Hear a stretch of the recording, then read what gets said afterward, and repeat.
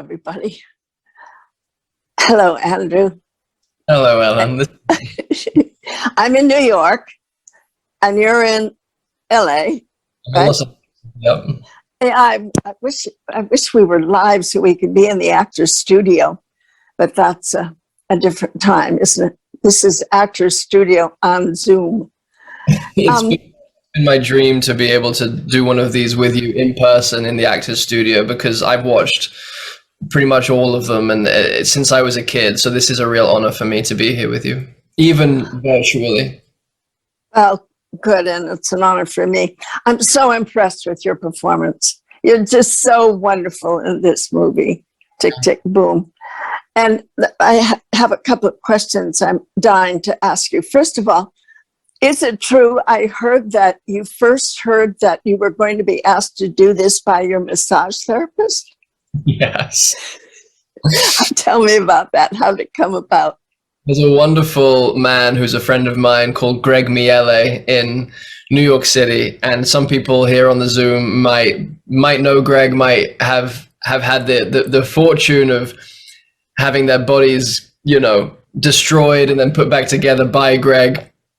He has the strongest forearms in New York City and hands. He's like Popeye, and he's a really, really close friend of mine as well. He started working on me, doing body work on me when I first did my first play in New York, which was Death of a Salesman, with Phil Hoffman and Mike Nichols directing, and the great Linda Emond and Finn Whitrock and Fran Kranz, who directed and wrote a beautiful film this year called Mass. If people haven't seen it, it's just an incredible chamber piece. So Greg, we've known each other for a long time, and we've become very, very close friends. And he also works on Lin-Manuel Miranda, who obviously has directed Tick, Tick, Boom. And so one day Lin was on Greg's table, and Greg is, pummeling into his shoulders and making him, regret his choices. And Lin asks him, do you know, you're close with Andrew, do you know if he can sing? And Greg, being the great friend that he is, just lied on my behalf and said that I had the greatest voice that's ever been heard, and a mixture between, Aretha Franklin. He waxed lyrical. He really gilded the lily on it. And Lin was like, "Oh, interesting. I might have a project that I want to talk to him about."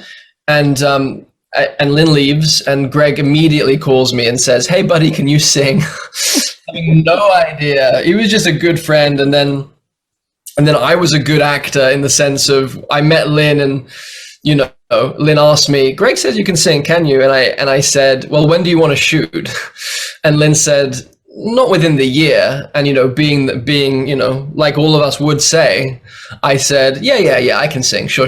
Having no idea if I could get there, but I suppose having the kind of audacity and the hope and the kind of like that longing. I suppose that longing when there's a great part, and it's for you, that feeling that is so rare, where you go, "Oh my God, this one is for me," and I'm immediately terrified because I know I have to do this, and I don't know if I can get there, because it was one of those special things when I learned about Jonathan Larson. And yeah, so I kind of lied, and I said, "Sure, I can sing." And then it turned out that I wasn't lying after all. I was just kind of giving myself the benefit of the doubt. But Lin really took a risk on me in that way, which I'm so grateful for. Now, tell me, before that happened, did you feel music in you? Did you play an instrument or sing around the house? I used to play, when I was a kid, I played guitar and clarinet very rudimentarily. I never played piano, and I had to learn that for this as well. But no, I wasn't. It was a funny thing, Ellen. When I was a kid, I like most kids became very, very lost at the age of 15, 16. I was an athlete. I was a gymnast. I was a swimmer. I played lots of sports, but then I stopped growing, and I got concussed 3 times playing rugby, and I broke my wrist skateboarding. And then there was suddenly this wasteland around me of kind of the space that I'd never felt before. And there was a kind of sense of lostness, and I had no idea what life was about anymore. And in in the sitting in that space, and the sitting in the sadness, and the kind of, well, what is life for? It was my mother that started to make me think about an artistic pursuit, because where I was brought up in the south of England, the arts were just not honored. They weren't revered. They weren't encouraged. It was a kind of, whores and clowns and, like that. It like nothing wrong with whores and clowns. Like, I wish I could be a clown. But at that point, it was a kind of, it was a put down profession. And so my mother encouraged me towards creativity and arts. And I started with music, and I was fine, but I wasn't great. And then it went to sculpture. I was fine, but I wasn't great. And painting, I was fine. I liked it, but it didn't make my soul come alive. And it wasn't until my first theater class outside of school where suddenly I felt maybe like I can be here. Maybe I can be alive and my life can have some meaning. But in the process of that, I did try music, but it's not that I'm not musical. It's just that it's a gift that I have to really work on. Let's put it that way. Like, I have to really put in the hours and put in the minutes and the repetition and the practice. So it took me a year to get to that place with piano and with my voice and with dance, because I've always wanted to dance, but I've never been given the opportunity to. So it was a real kind of gift that the director Lynn gave me, and that this project gave me. And Jonathan Larson, the character, it's with a character like that and with a person like that they become the North Star, right? It's like everything. You wake up every morning and you just devote yourself to that character, and you let them lead you, and they bring you to places in yourself that you didn't know existed, or they bring you to, they reveal energies that you didn't know were inside of you. They reveal aspects of yourself that you didn't know you could access. So for me, it was Jonathan that was just pulling my voice out of me and making sure, because the way he sang, he was singing to the back row of the galaxy. He was singing he was trying to reach the halls of Congress. He was trying to get into the unconscious of Ronald Reagan so that he would start talking about AIDS in public. He wasn't singing for an audience. He was singing to change the world. He was that revolutionary artist of the 90s that no one wanted to listen to because he was too full of truth. And it was uncomfortable for most people, especially the people in power. So I think for me to get to the place where I forgot how I sounded, and all that mattered was that I was singing as John sang, which was for life, and as if it was a matter of life and death, because it was for him and his friends. So that was the intention, I think. Wow, what an answer. Did you look at film of him? Did you have access to footage of him?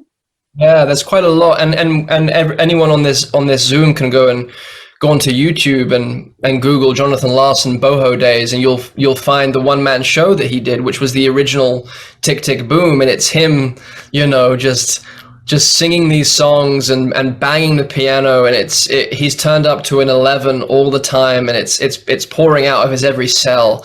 So that was really key for me, and it ties in with the ticking. It ties in with that tick tick boom that's in the title, that he somewhere, I think, unconsciously knew that he didn't have a lot of time here on earth, that he was, because as we know now, he passed away at the age of 35 on the eve of the first preview of Rent off Broadway, of an aortic aneurysm, he had a heart attack, basically, Marfan syndrome.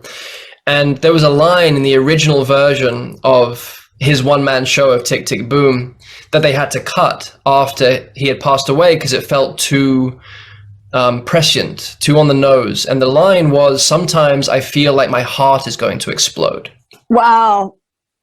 Yeah. So there was some unconscious knowing that he didn't have a lot of time to get his song, as much of his song, sung into the world, into the ether, so that it could affect and make the ripples that it ultimately made. So for me, that was the kind of the level of passion. But yeah, and you see it in his performance. It's so beautiful how he performs, the energy with which he performs. I understand there's footage of the two of you together. Yeah. Is it possible for us to see that now? Yeah, that's it's so beautiful to me because that's the song Sunday from Tick Tick Boom, and it's an homage to Sondheim. It's an homage to Sunday in the Park with George, of course, and a kind of pastiche of his work, but also kind of like an ironic bow as well simultaneously. And so that was John in the original one man show singing Sunday on his own at the piano, and then intercut with myself, Cheetah Rivera, Joel Grey, Bernadette Peters, the Schuyler sisters from Hamilton, all these Broadway legends that came and played in our film. And the idea behind that was Lin-Manuel Miranda's idea. It was such a beautiful idea because as we just saw, the only version of the song that was ever heard was John alone at the piano, trying his best to fill it up and get it heard in homage to his mentor and hero, Stephen Sondheim. And Lin's idea was to, wherever John is in the atmosphere, in the ether, to have him hear this choir of Broadway musical theater legends, past, present, future, that to fill up this song that John never got to hear performed. So that was one of Lin's gifts to the spirit of John through making this film. And yeah, I'm just so grateful that I got to be playing John for John in that moment. It was a beautiful, beautiful thing. So it is looking at the film of him, does that inspire that kind of really high energy performance that you gave? You were always full of really wild energy.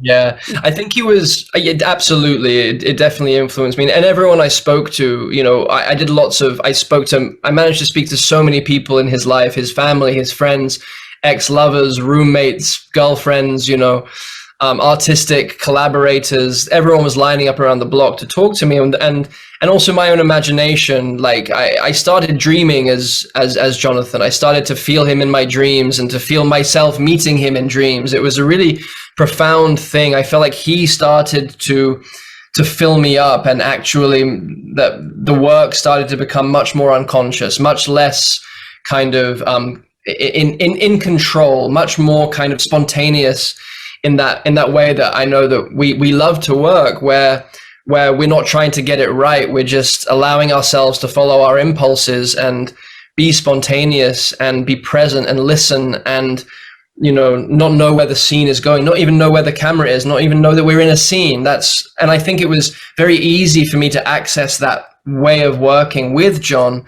because he was someone who was so spontaneous, so, as you say, wild and alive and impulsive and kind of an agitprop theater kind of person, like a street performer that wanted to change the molecules in the air, change the dynamics in the air, that and be surprising and bring people out of their normal rhythms and into maybe a truer, more wild, less domesticated version of themselves. So for me, I kind of showed up on set every day, having prepared so much and done all of my research and all of made all of my choices and all of my preparatory work and my substitution, like all of it. And then to kind of carve a hole in the ceiling and ask John just to come in and fill me up, and I will follow him. I will let him lead. And if there's something he doesn't want to do, we don't have to do it. And if there's something that's not happening that he needs to make happen, I'll let him. And Lin-Manuel, as a director, it's so incredible to get a confident director who will allow an actor to play and to find it and to do a take 17 different ways, and for him to go there, go this way. Like it was a very beautiful collaboration that way, and so rare with the first time director, Yes, but he's has been an actor. Yeah. And I have found in my experience that directors who have been an actor have a better understanding of what actors are going through when they're creating, and allow it to happen. Absolutely.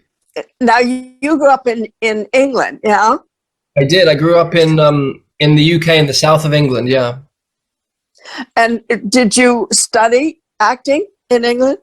I did. I studied acting from the age of well, I had a great high school teacher at the age of 16 and 17 who kind of saved my life and introduced me to, you know, Shakespeare and an amazing European theatre company called Théâtre de Complicité, which is run by Simon McBurney, and it's total wacky, out there, devised theatre. That really blew my mind open and kind of set me on the path that I'm on now. And then I studied at the Central School of Speech and Drama in Northwest London in Swiss Cottage, which is a great, Larry Olivier and Judi Dench, and, you know, great. Some of our great actors went there, and I got a chance to do 3 years at Central School, and a few of those teachers are still very, very strongly in my life. But I've tried to keep studying. You know, I've really tried to keep studying, and I've been kind of I've audited at the Actors Studio a few times, and I've had a wonderful, beautiful time there. And I worked with, as we were talking about, Greta and Sandra Seacat a little bit, who I find to be just wonderful teachers in the method. And so I'm constantly looking to expand and never, there's no, as we know, there's no getting there, right? And I know that you it's what keeps us more alive than the others, as Martha Graham would say. It's so I feel grateful that I'm never going to be satisfied with anything I ever do for that reason. Do you think you came in to this life an actor? Yeah, I'm afraid so. Yes. Yeah, I think it's not something you learn how to do. I mean, you learn how to improve your art, but I think you either are an actor or you're not, and you come in with it. That's the way it seemed to me anyway, my experience. Yeah, when did you feel it? When did you know? What was the moment? Do you remember the moment? Yeah, it was the first time I was on stage. I was 7 years old. Wow. And I recited a nursery rhyme, and I looked out into that blackness of the house, and I felt all those people out there. And you know how you have moments in your life where it's recorded and it's now like in your brain forever? It was that moment, the moment that I first felt the connection with that blackness that was so alive with people, but I couldn't see them. And in that moment, my fate was sealed. I'm sure you had something similar. Absolutely. I mean, the word connection, that's it, right? It's how we connect. It's how we connect. It's how I connect to myself. It's how I connect to the world. It's how I feel connected to meaning. It's how I feel connected to purpose. It's how I feel connected to humanity. It's how I feel connected to it's a kind of, it's a loneliness balm. It's a balm for loneliness. It's a kind of medicine for separation. I've had many moments. I remember that there was where my fate was really sealed. It was actually in a moment of terror and panic before I went on stage for the first time ever outside of school. It was at the Globe Theatre in London. And I was playing Ophelia in Hamlet, and and I was having the time of my life in rehearsals and just playing, and just felt, this is exactly where I'm meant to be.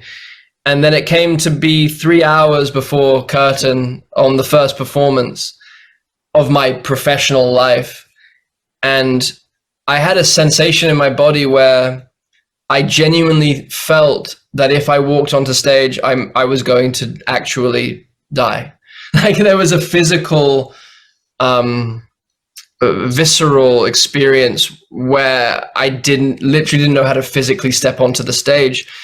And I remember walking up and down the South Bank of London, just kind of thinking, how do I avoid this? Can I throw myself into the Thames? Can I break a leg? Anything, because I don't want to die. And my father was going to be there, and he's just spent all this time and money to make sure I can study acting and drama school. And I had odd jobs as well it was like 3 years wasted, and he was going to see it. I felt empty. I had nothing to offer, just totally nothing to offer. That's what I felt. And then I walked past a street performer who was not very good, and he was playing guitar and singing in a very crackly, kind of terrible voice and faltering on his guitar. But he was playing a song called Starry, Starry Night by Don McLean, which is a song about Vincent van Gogh, sung by Don McLean, being sung by this very kind of average guitar player and singer. But it rooted me to the spot, and it was like the planets felt like they aligned above me and beneath me. And I understood what art was for the first time.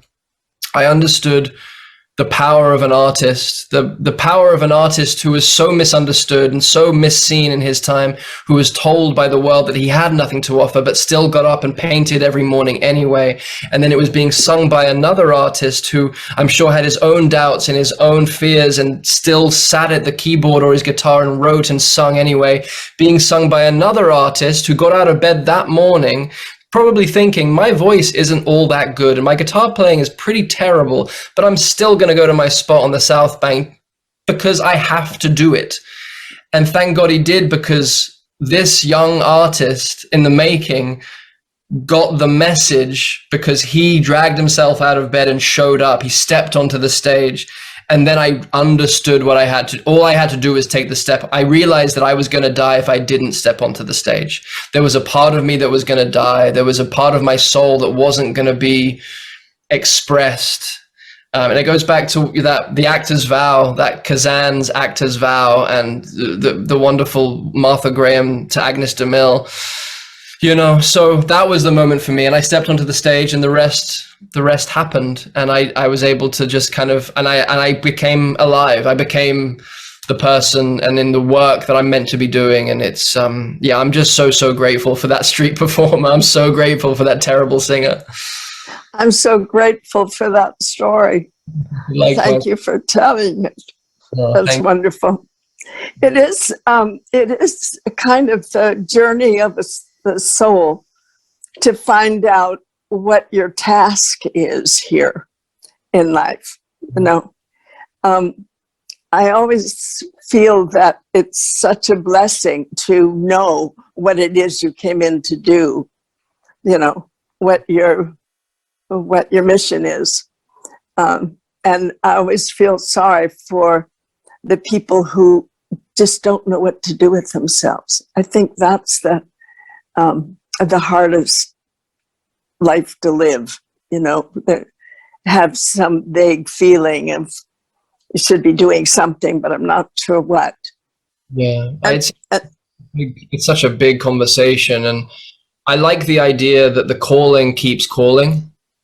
You know, the knocking is always there. It's about whether we can, I suppose, kind of derobe enough, to peel away enough of our own layers to be able to have the courage to hear it. Because in that moment when I was really considering never going on stage, it was such a powerful contrary army that came up in me that was like, we are not going there. We cannot survive that. It is far too vulnerable. It is far too frightening. And we are not equipped. It was everything it could do to keep me from going on that. So I think we all have that contrary army. We all have that very strong kind of assimilation or a domestication maybe, or a kind of an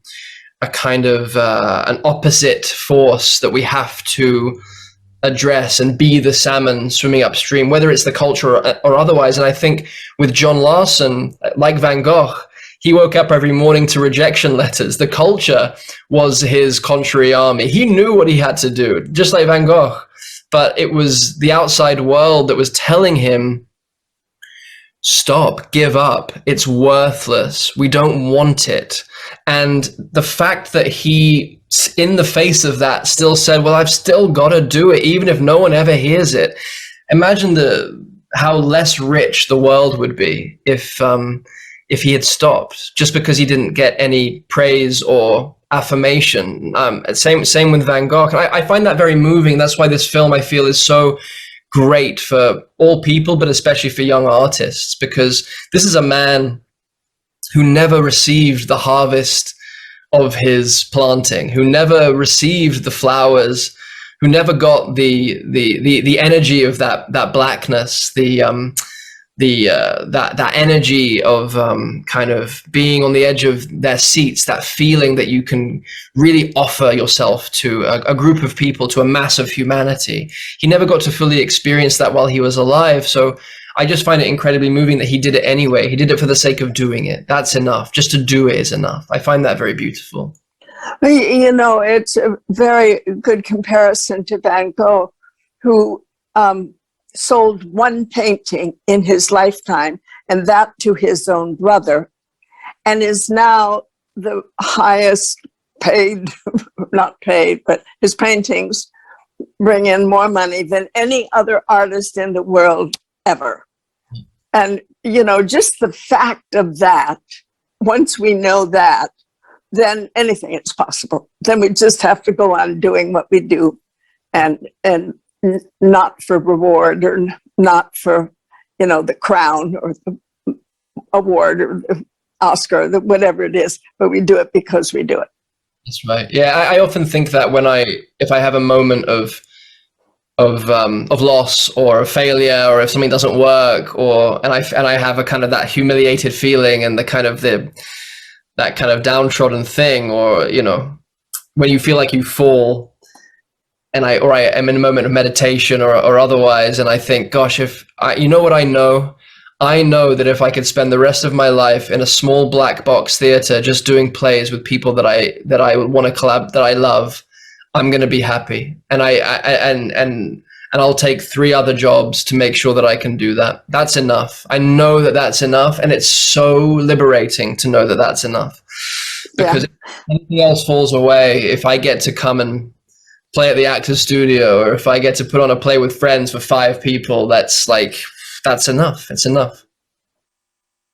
There's a moment in the film, I don't want to give away any spoilers, but the moment in the film where Judith Light's character, your agent, finally calls you back after the reading, and says a line which I won't say now, and your response is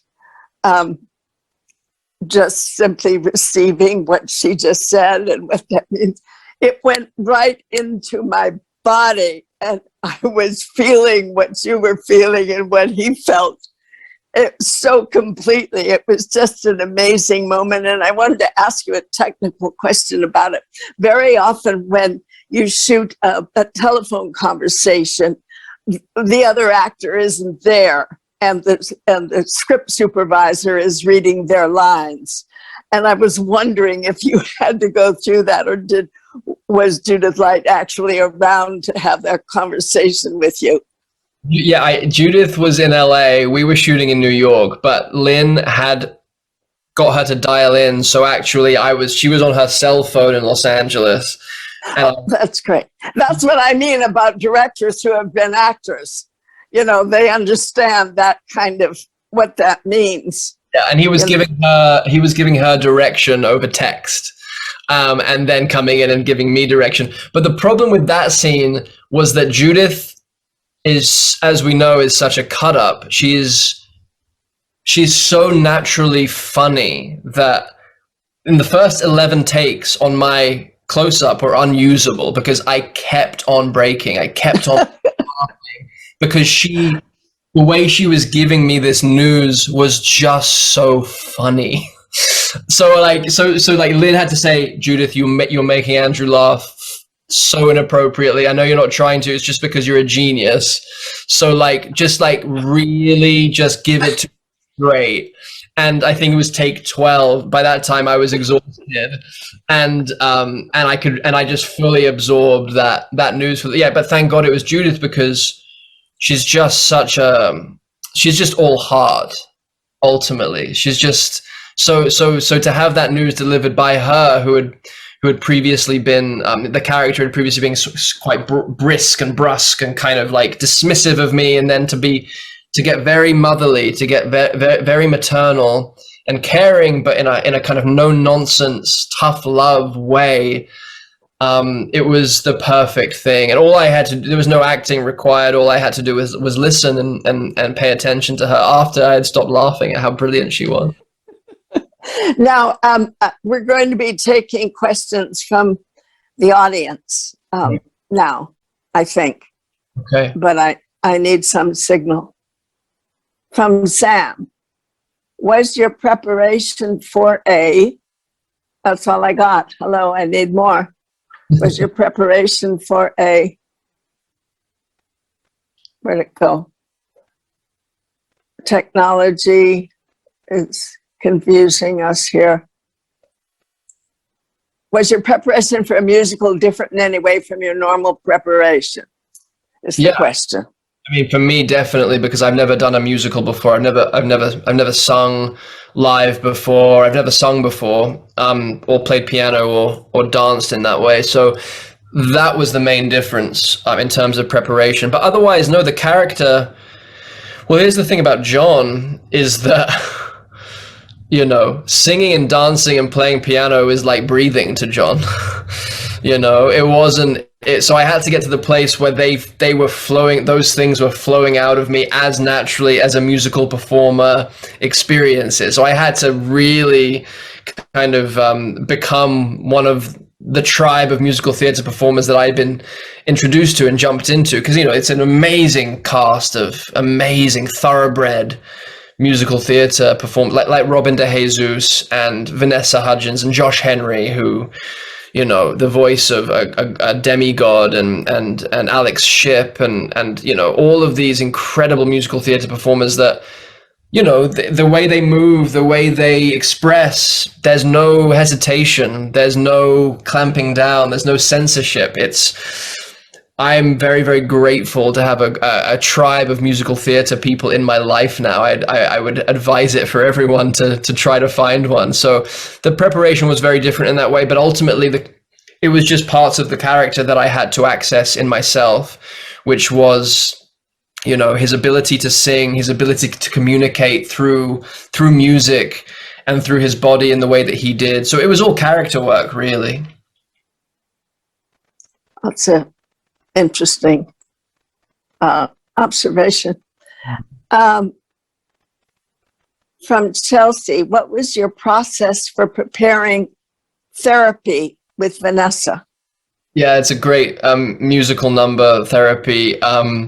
So Ryan Heffington was our choreographer, who is an incredibly unique, creative dance choreographer, and he challenges his actors and dancers in the craziest way. So that was just a lot of repetition and neck whiplash and kind of freeing my instrument to the point where I could really let loose in a way, because it was pretty wild what we were being asked to do in terms of that choreography and in terms of being able to sing while doing that insane kind of physical, it's something that I had to just kind of learn and take on as a new skill set. And what I love about that sequence is how it juxtaposes with the actual fight between myself and my girlfriend, and that moment. You talk about your stomach dropping in that moment with the phone call, but there's Lynn. I know Lynn showed the moment to his writing friends, and the moment in the middle of the fight where you think that the characters are about to embrace and make up, and we maybe got through it, and then John starts playing, like miming the piano movement on his girlfriend's shoulder, like as if he's writing Therapy in that moment. He has no control over it. He just starts writing, and she catches it. And a lot of Lynn's musical theater and writer friends, when they saw that moment, they doubled over and they said, no, you can't show that, Lynn. You can't show them.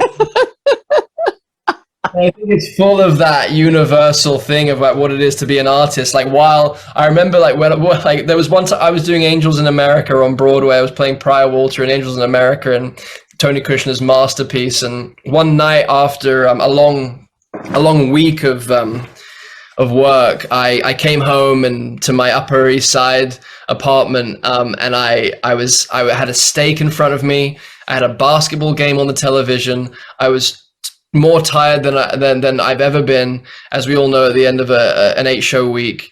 And I just took two big piece of steak and I started choking. And I had 3 things happening in my mind at once. And one of them was, oh my God, I want to enjoy my steak. I want to enjoy this basketball game. The second level of consciousness that was happening was, oh, wait a minute, I actually can't breathe. There's like a tiny little bit of air coming in, but if I don't figure this out, I think this might be actually what choking is and dying. I'm alone in my apartment. I'm like, it was like that. I was struggling to breathe, trying to Heimlich myself. But then the third level of consciousness that was happening was, remember your behavior, remember your feelings, remember the sensations that are going through your head and your body, because you will have to recreate this and you'll be able to do it really, really well one day. Then someone will recreate this choking. Lee Grant once saying that an actress is someone who, she's committed suicide and is sliding down the bathroom door and notices herself in the mirror and said, this is how you play dying. That's us. I'm afraid that's us, for better or worse. Yeah. Okay, so this is from, what happened? I lost it. From Kea. What scene or song was the most meaningful for you to film? And I guess she means in this film. Yeah, I think so. I think the most meaningful scene and song, I mean, they're all, I want to say everything, because it's one of those films that I just feel so completely in gratitude for. I'm just so grateful for every moment of this film and the process of this film and how it turned out. But for me, I think the most profound experience for me was singing and performing and working on the song Why, which was the song in the Delacourt, where John is in the middle of Central Park in the middle of the night, and he's just learned of his best friend's AIDS status and diagnosis, and he finds himself in the Delacourt Theatre in Central Park alone under a blanket of stars and with a solitary piano and his grief and his terror. And I love that song, and I love that, and it was the most challenging, but also the most meaningful, because the thread that I had to loop as an actor was making it feel alive, improvised, found, spontaneous, because it's literally, he's making up the lyrics as he goes. He's making up the melody, the chords, he's finding it as it's an improvised song. And so the big technical challenge of that was to play and sing live. And I knew I had to, because there's no way of matching, because of the emotional rawness of that moment in the life of the character. This is the emotional apex, where he's having to absorb and integrate and digest and accept the fact that he might lose his best friend.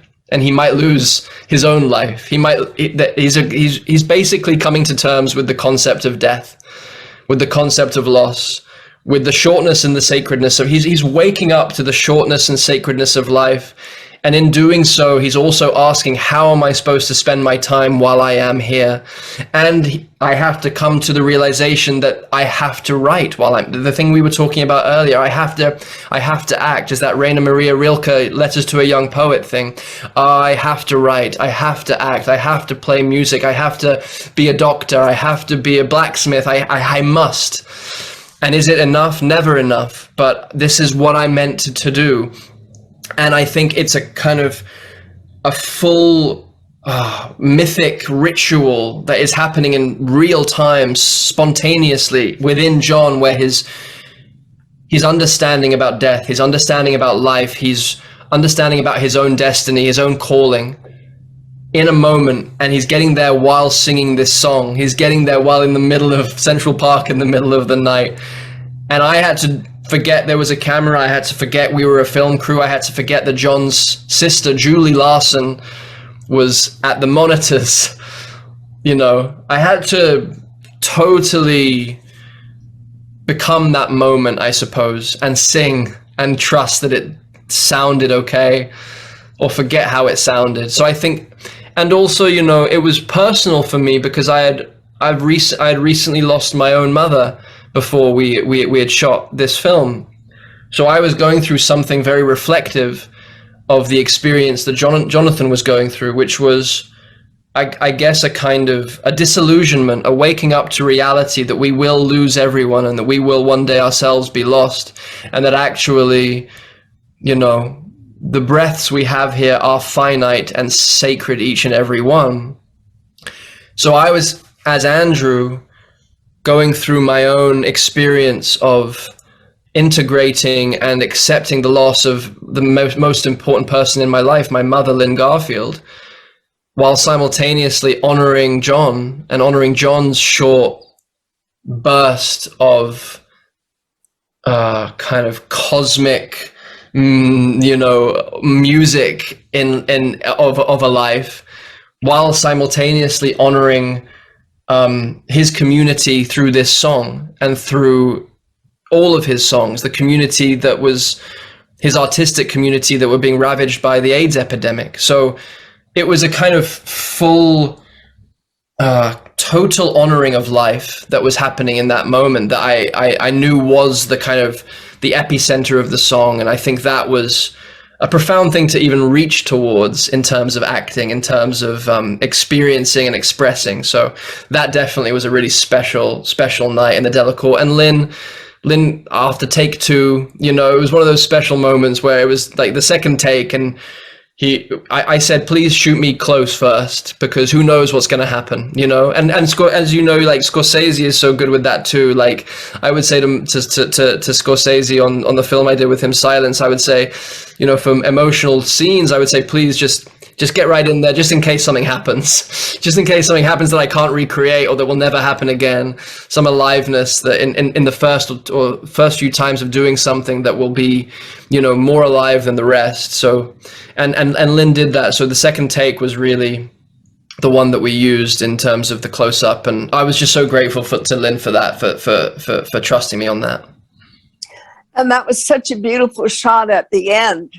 It was a long shot where you saw the whole, the piano and the hugeness of the empty theater and my neighborhood in the background where I live.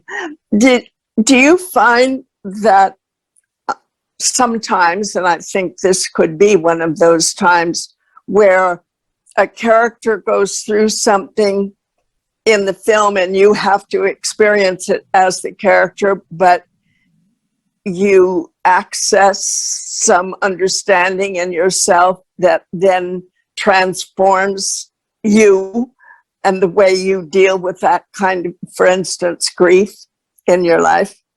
Oh, absolutely. I think that's one of the purposes for me of this work and how and this approach to the work, is that it's a healing art, you know, like what we do, the storytelling and you know, it's a healing art. So if I'm healing myself, then I can be assured that someone in the audience is getting that healing as well. It's that wounded healer thing, that Chiron thing, you know. I love that. I think that's beautiful. I want to live into that archetype forever. That's how I want to be here. That's how I want to be alive. I want to be the wounded healer that's wounding myself and wounding an audience, and healing myself and healing an audience, healing the village as I heal myself.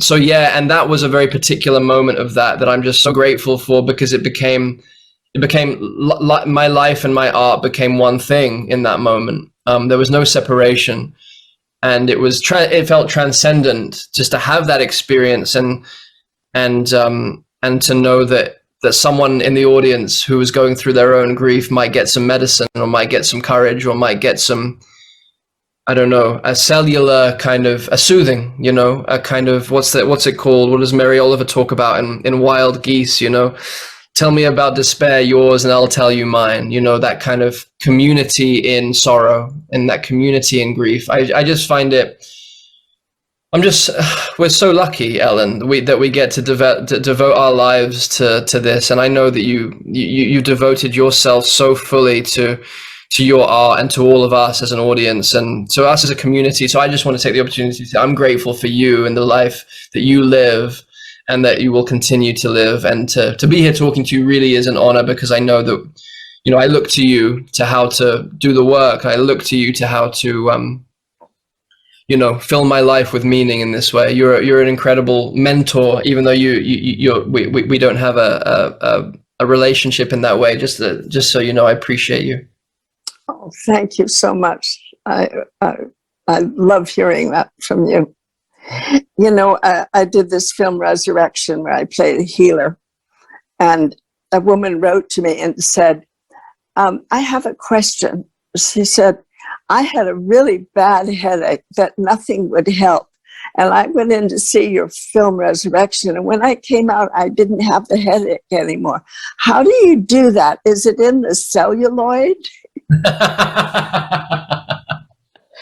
I had to write back and say, no, it's not in the celluloid. It's not sure exactly how it's transmitted, but it's a healing art, as you say. Beautiful. I love that. Yeah. Yeah. Well, any more questions from the audience, from the actors? Let's see what it says. Is there more pressure for you when playing a real person? Do you treat the role differently? Well, that's a good question. Yeah, I would love to hear your answer to that as well. I'll just quickly say, I try to treat every character as a real, living, breathing human being. I think that's the job. But also, of course, when you know, I remember talking to lin-manuel showed me the first cut of the film, and months before it was released, and collaborated with me on it, and I was so relieved. That feeling where you're like, oh, he didn't miss a trick, he did it good, he did it right, he also there's a lot of good stuff in there, that feeling, because you as actors, we just have to give it over and trust that the director will be able to put it together in a way that is honoring of our work. And with Lin, it was that. And I was just, thank you. I said to him, I love you so much. Thank you so much. I feel so reassured and soothed. And he was like, oh, thank God. I'm so glad you feel that way. But no offense, buddy, but I had bigger fish to fry, because I don't want to be haunted by the ghost of Jonathan Larson. Like I want to be left in peace. So I wanted to do right by him. So that Abby, of course, comes into play. It's a wonderful haunting. I felt haunted by John, just as I think John felt haunted by his muse, felt haunted by his songs, felt haunted by the theater gods. That he wasn't allowed to rest, that he wasn't allowed to sleep. He had to get as much of this song out as possible. And I felt equally haunted in terms of, that I was never doing enough work. I was never showing up enough. It was all that intensity that John had that turned up to an 11. He was always turned up to an 11. And I think it was because he felt haunted by his own shortness of life, and also his own creativity that just wouldn't let him go. And I think I was happily haunted by John making this film, for sure. Yeah, I felt when I saw it, when I saw it the first time, I've seen it twice, my reaction was, wow, what energy. And then I thought, oh, that must be the guy. That must be what Larson was like, because it was like leaping off the screen, So that's why I wanted to ask you before if you had seen footage of him. Were you actually inspired up to that level of energy by his performance and his energy? His sister is an executive producer on the film. Was she around during the filming? She was close. She was very, very much present a lot of the time. And it felt like pressure with her, but also it felt she's such a wonderful Julie. She's such a beautiful person. And I think she was just incredibly grateful that we were doing the film and that we were telling John's story. I had a really beautiful moment with her at the premiere in New York. And, you know, we had this beautiful moving moment together, and we had a cry and we held each other. And I said to her, God, I wish he was here. I wish John was here. And then she said, oh, if you had known him, you'd have gotten over that real quick. So she was also this kind of grounding force that stopped us from idealizing him, stopped us from lionizing him and making him out to be some kind of one-dimensional, legendary kind of god of a person. So I think that was a really amazing thing that Julia also helped enable and helped encourage me towards the messy parts, the less attractive parts, the more kind of the uglier bits, you know, and I think John wanted that too. Like Tick, Tick, Boom, the one-man show that he wrote and he performed for himself was that. It was all of his ambition and shame and jealousy and competitiveness and self-loathing and anger and rage. It was all the stuff that we tried to not show others, that he was expressing ritualistically to, I think, exorcise and to, you know, to rid him, to heal himself of, because, you know, he wanted to reclaim his art for himself, because he was so obsessed with having his work seen that he realized he had to just expose the fact that he wanted to have his work seen so much so that he could just carry on with his work, get it all out of the way so that he could just work. So that we didn't shy away from those parts of him, for sure. Yeah. What do you think about him, that he could revolutionize musical theater? You know, what